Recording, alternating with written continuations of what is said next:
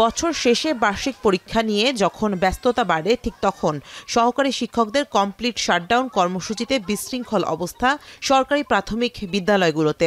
কোথাও পরীক্ষা বন্ধ রয়েছে, কোথাও আবার প্রধান শিক্ষক ও অফিস সহকারীরা মিলে নিচ্ছেন পরীক্ষা। এমনকি কোথাও সেই দায়িত্ব পালন করছেন অভিভাবকরা। বৃহস্পতিবার সকাল থেকে ময়মনসিংহের বিভিন্ন প্রাইমারি স্কুলে পরীক্ষা দিতে আসেন শিক্ষার্থীরা, কিন্তু অপেক্ষা দীর্ঘ হলে এক পর্যায়ে অভিভাবকদের তোপের মুখে শুরু হয় প্রথম ও দ্বিতীয় শ্রেণীর মৌখিক পরীক্ষা। শিক্ষার্থীদের জিম্মি করে আন্দোলন করায় ক্রুদ্ধ প্রতিক্রিয়া জানান অভিভাবকরা। পরীক্ষা নিতেছে না, এখন আমরা আইসা ঘুরে ঘুরে যাইতেছি। 1 তারিখ থেকে পরীক্ষা হওয়ার কথা, আর 1 তারিখ থেকে তো আমরা প্রতিদিনই ঘুরতেছি। তারা আন্দোলন করুক, পরীক্ষার পরে করুক, অথবা পরীক্ষা যে নিবে তারা জানাই দেখ।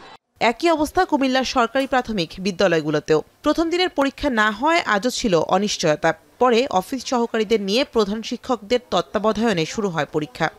ওনাদের দাবি নিয়ে শিক্ষক সরকারের নিয়ে এখন অভিভাবকেরা ভোগান্তি। দাবি দেওয়ার জন্য কি বাচ্চাদেরকে আপনি কি অবহেলা করে তারা ঠেলা দিব নাকি? এটা তো বাচ্চাদের ভবিষ্যৎ নষ্ট করে দিচ্ছে। কুষ্টিয়াতে নির্ধারিত সময়ে পরীক্ষা শুরু না হলে ক্ষুব্ধ হয়ে পরীক্ষা নেন অভিভাবকরা।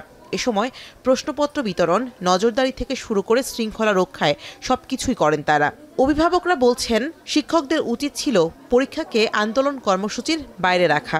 বাচ্চারাও মনোযোগ দিতে পারছে না, বাচ্চারা প্রশ্ন করছে টিচার কোথায়। পরীক্ষা তো সুন্দরভাবে হচ্ছেই না। এই স্যারেরা এক এক সময় এক একটা এমন হলে পরীক্ষা সুন্দরভাবে হয়।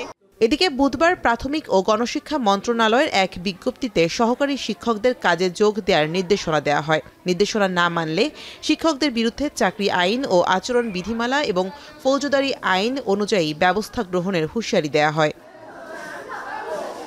শামীমা রহমান শাম্মী, এখন।